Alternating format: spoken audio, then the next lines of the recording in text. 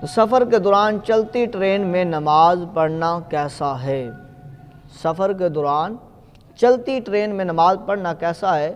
تو چلتی ٹرین میں نفل پڑھنا جائز ہے، مگر فرض، واجب اور سنت فجر پڑھنا جائز نہیں، اس لیے کہ نماز کے لیے شروع سے آخر تک اتحاد مکان یعنی کہ ایک جگہ رہنا اور جہت قبلہ شرط ہے، اور چلتی ہوئی ٹرین میں شروع سے نماز سے آخر تک قبلہ رخ رہنا اگرچہ بعض صورتوں میں ممکن ہے، لیکن اختتام نماز تک اتحاد امکان ایک جگہ رہنا ممکن نہیں، اس لیے چلتی ہوئی ٹرین میں نماز پڑھنا صحیح نہیں ہے۔